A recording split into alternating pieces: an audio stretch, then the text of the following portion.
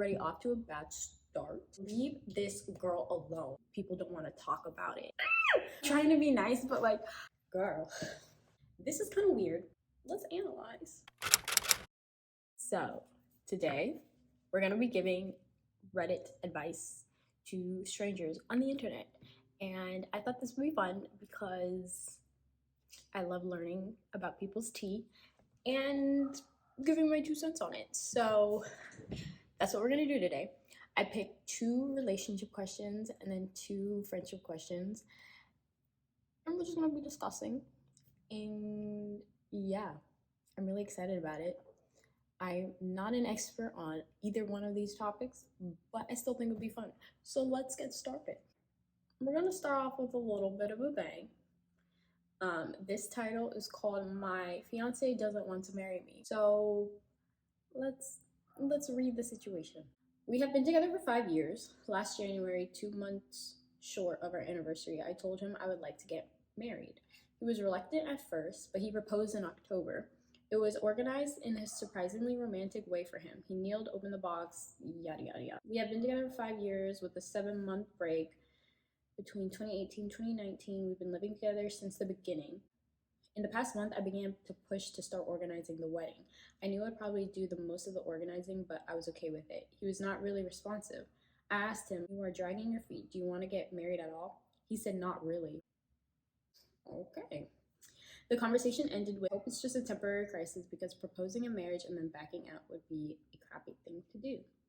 Then last weekend on our short vacation, I brought up this topic again. Now, one thing you have to know is that our country, you can get married in 2 ways. In the church, signing the civil document after the ceremony, at the civil registrar office if you are not religious. Sometimes when people choose number 2, they also go for a humanistic wedding ceremony if they want something more, well, ceremonial. So when we talked, my fiance said that he proposed with the intention of having a humanistic ceremony only, not legally binding one. I was shocked. Okay. First of all, because it seems insincere as he never openly stated he doesn't want to be legally married. Second, because humanistic weddings are always an addition to a civil ceremony. Without going to the registrar's office is just a theater. It literally doesn't happen ever that people just have a humanistic ceremony. Third, because we want a prenuptial agreement anyway, so it's not that he risked much in case of a divorce. It was actually my idea. He said he doesn't want some civil officer to come and regulate what's between us. May I add that he has nothing against civil officers regulating other aspects of his life. He's not an anarchist. He pays taxes, votes in elections, so I call it BS. In 2 weeks, I'm going abroad for work for a month. I hated it, but I gave him an ultimatum. Once I'm back, I want to have his decision, and we have 2 options only. Either we get properly legally married or we end this relationship. I am shattered and lost. Is there something else I can or should do? Get some psychological help? Go for couples therapy? Am I being manipulated? Is it gaslighting? Should I move out of his place now? Girl. I came back home today and now he wants an official wedding. So in the past week, he wanted no marriage at all, non-official marriage, official marriage, eternal engagement. I told him not to rush with the decision and I want the answer by the time I'm back from abroad, so he still has 6 weeks to go and I need to think about it as well. That was a lot. So let's analyze. I don't know. I just feel like we're already off to a bad start. If he doesn't want to marry you, girl, then he doesn't want to marry you. And I just don't think that it's really something to like think long and hard about, because I feel like the answer's already kind of there. Like, I feel like everyone deserves to be with someone where it's like they're enthusiastic to marry you, not like, okay, let's sit long and hard about this. Like, he has to weigh the pros and cons. Like, if he has to really think about it, then I think the answer's already no. It seems like he just kind of proposed just for you, in this whole timeline, it doesn't seem like he really, like, he only did it because he still wants to be with you and he doesn't want to break up. He doesn't really want to get married. And I feel like that's the thing with a lot of people, especially if you already moved in together.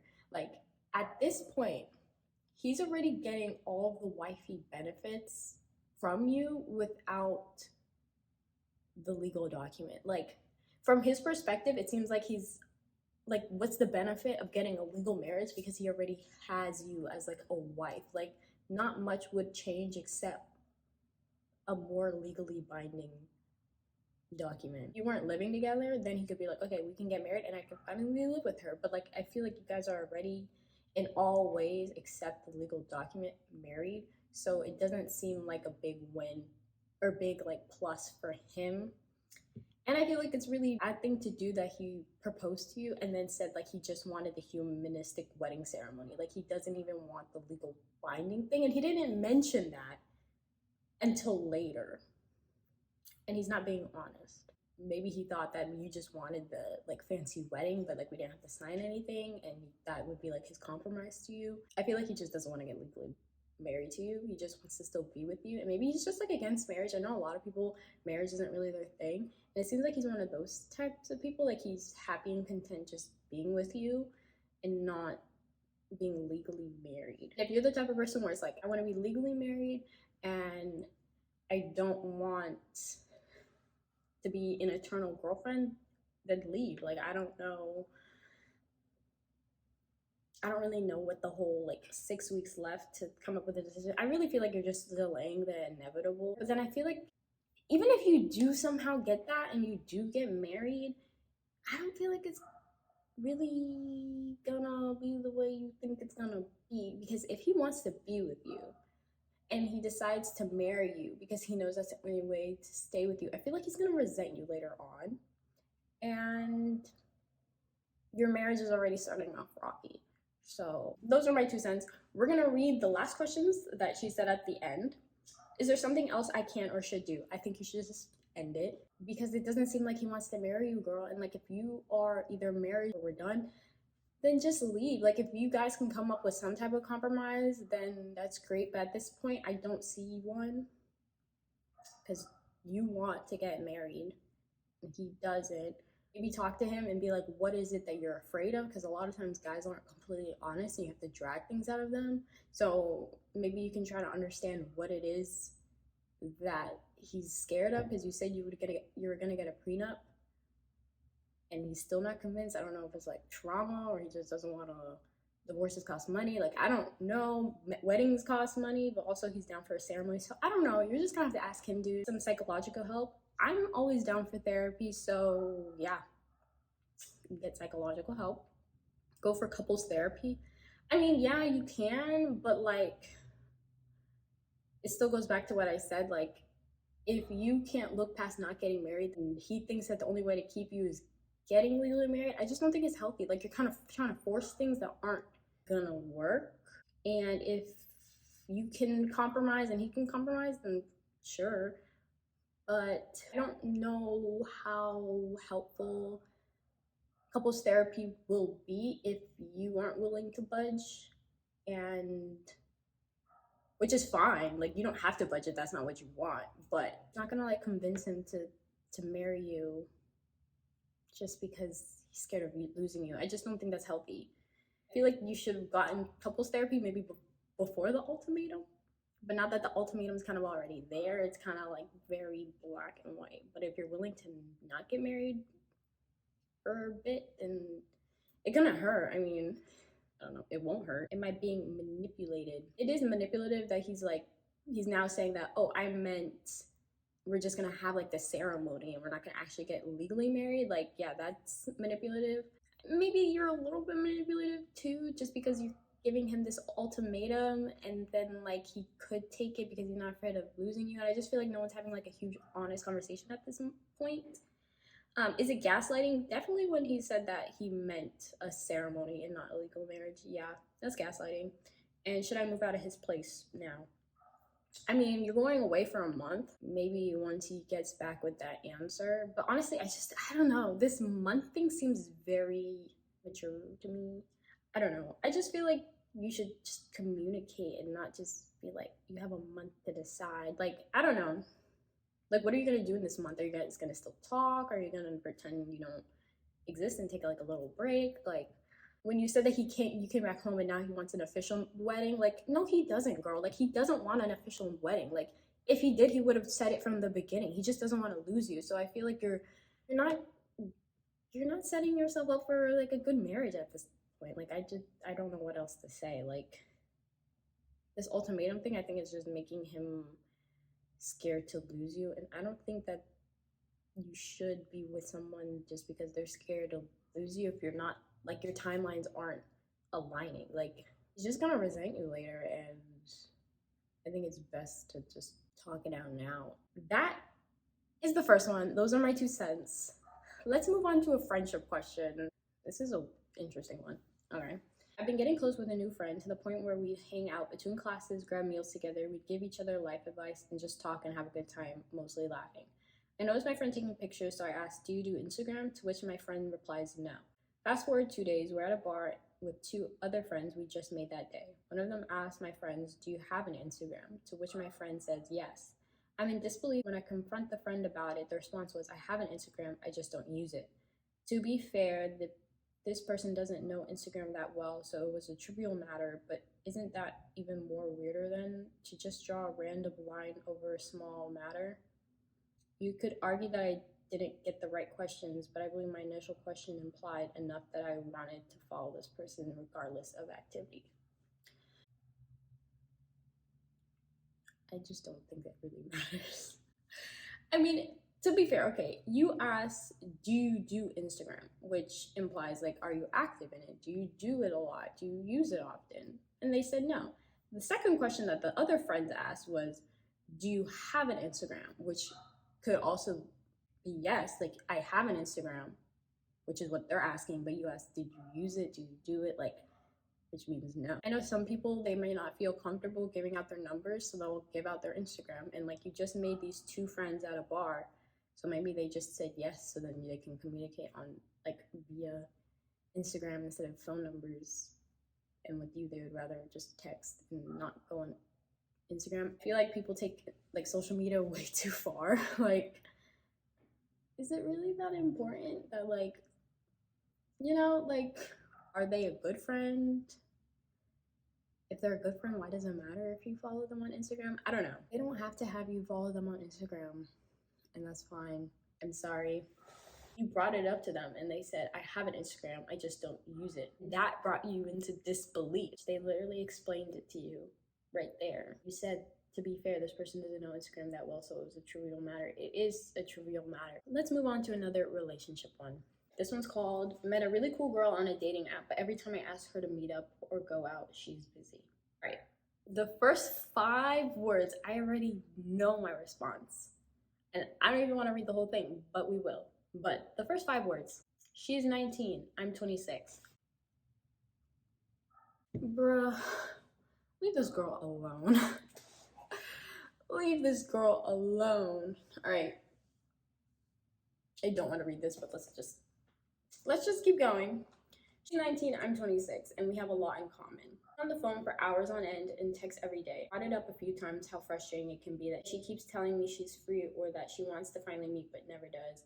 I haven't talked to a girl like this or found a girl that relates to me so much and actually seems to care about me in years. So I've been waiting patiently week by week to see if we actually meet. I'm just concerned that this isn't the healthiest way to have a relationship, but right now it's better than nothing.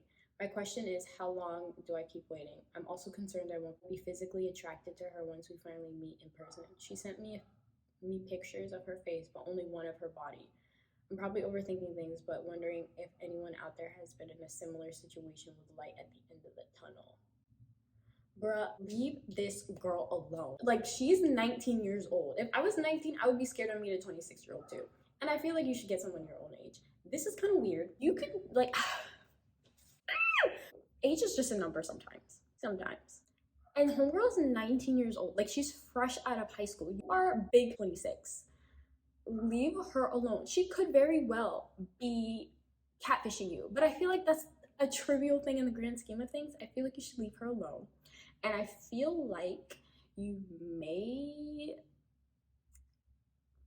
trying to be nice, but like, I just feel like you might be a little desperate just based on the sentence that said, "I'm just concerned that it isn't the healthiest way of having a relationship, but right now it's better than nothing." I just feel like you're a little desperate.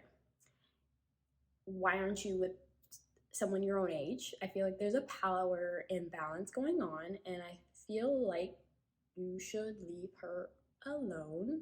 Yeah, I don't know. It just gives me the ick. And I guess I have the visual of the person who's messaging her and then what this 19-year-old looks like. And I just don't want to see a 19-year-old girl get taken advantage of. Like, even if she is catfishing you, like, so what? Like, even though she's technically an adult, like, you're the adult in the situation. And I just feel like you should leave and find someone your own age, do your taxes. Like, girl's 19 years old, dude. Like, she's a teenager. I don't I don't know what she can do for you, sir. And like, she's probably still living with her parents, and like, imagine her telling her parents like, "Oh yeah, I'm going to go meet up with my boyfriend," and like, he's 26. Like, if I was her parents, I would be like, "You wait." I don't know, sir. Sir, like, mm-mm. All right, let's move on before I lose it. Another friendship advice one. I told my friend something important and she brushed it off. I told my friend I was confused about my sexuality and she just brushed me off and told me to continue fasting. I'm a Muslim, by the way. Was that weird or am I just overreacting? So, I'm also Muslim. So, I get you. I don't think it's weird or you're overreacting. Like, I feel like, especially when you build up something that you're probably anxious to sell someone and then they kind of just brush it off, it's kind of like a slap in the face, like, dang, like, I tried confiding in you and that didn't happen, and that's a sucky feeling. A lot of times when it comes to sexuality in the Muslim community, we try to brush it off and say things like, fast, pray about it, read the Quran, and all that stuff, which none of that can hurt you. It could help you. But when people say things like, hey, I'm confused about my sexuality, a lot of the times they just want like one-on-one conversations, like want to be comforted and not seem like something is like completely wrong with them. And I feel like when people act like this, then it's kind of like making you feel like you're alone and you're the only one who deals with this and you need to just like seek a cure rather than, company, I guess. And being confused about your sexuality is very common for people to feel, and it's not unique to people who aren't Muslim. Like, I think people try to make it seem like being confused about your sexuality is not for Muslims. Like, that is not a Muslim thing. But there are gay Muslims. Shocker. Like, I get annoyed when there's like real life problems and like you might go to like an imam, which is like the head of the like mosque, and or somebody who's Muslim, and they'll just give you very textbook answers. Your friend gave a very conditioned answer, and I don't think that the friend necessarily could have been or should have been like equipped to give you actual real advice. But I think it would have been nice to like hear you out, listen to. I don't know how old you guys are, but personally, if my friend told me that, like, I would try to just be present and hear them out and like talk to them and not make them feel like a sinner. It gets really annoying to me when people just want to ignore it and just be like, here's the Quran, read it, fast it away, pray away the gay. People don't want to talk about it and it's like a taboo topic or something like that. And I'm just like, come on guys, like, newsflash, you could fast and at the end you can still be questioning yourself. And I feel like human resources sometimes are being neglected and they just want to give you like kind of ignore and be like, here, do these things and you should be cured. I don't want to talk about it. I don't want to hear it. I don't want to do anything like that. You know what I mean? So yeah, I think that's it. Those are the Reddit questions that we talked about today. I would love to hear all of you guys' opinions. So leave it down below so we can talk about it. It was kind of fun, not gonna lie. Maybe I'll do it again. I have an Instagram. Follow me on Instagram and subscribe to the channel if you have not already done that. And I will see you later. If you have any video ideas, let me know because your girl struggles sometimes. But I will talk to you all later. Bye.